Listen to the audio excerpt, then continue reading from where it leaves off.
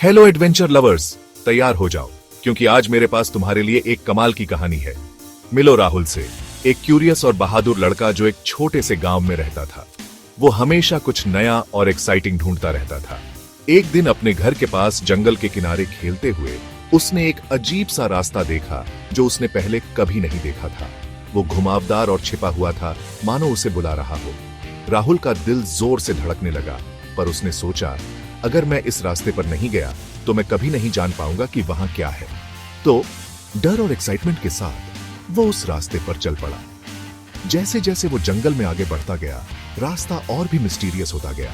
पेड़ घने होते गए और अजीब सी आवाजें आने लगी। कुछ देर बाद राहुल एक पुराने हवेली तक पहुंच गया। इसकी दीवारें काई से ढकी थीं और दरवाजा झंग लगा हुआ था। कांपते हाथों से उसने दरवाजा खोला और अंदर चला गया।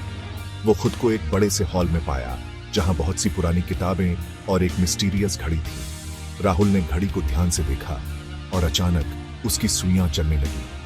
जैसे ही वो रुकी, एक गहरी आवाज गूंजी, तुमने घड़ी को छुआ है, अब तुम समय के पार हो। राहुल डर गया था, लेकिन उसकी क्यूरियोसिटी ने उसे आगे बढ़ाया। वो हॉल में आगे बढ़ा और एक पुरानी किताब के पास पहुंचा।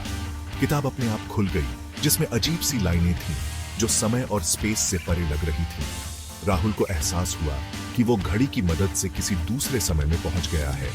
वो एक ऐसी जगह पर था जो न यहां थी न वहां, अनदेखे जीवों, मिस्टीरियस लोगों और अद्भुत घटनाओं से भरी हुई। ये कहानी सिर्फ राहुल की नहीं है। ये घड़ी और मिस्टीरियस रास्ता हम सबको एक मैसेज देते हैं। हमें अपने डर पर जीत हासिल करनी चाहिए और अपनी क्यूरियोसिटी को फॉलो करना चाहिए। कभी कभी अनजाने रास्ते हमें ऐसी दुनियाओं में ले जाते हैं जिनकी हमने कभी कल्पना भी नहीं की होती। और ऐसे ही राहुल ने अपनी बहादुरी और क्यूरियोसिटी से न सिर्फ मिस्ट्री को सुलझाया, बल्कि एक नई दुनिया का दरवाजा भी खोल दिया। तो एडवेंचर लवर्स, याद रखना, अनजाने बस एक मौका है जो एक्सप्लोर होने का इंतजार कर रहा है। मिलते हैं अगले एडवेंचर पर।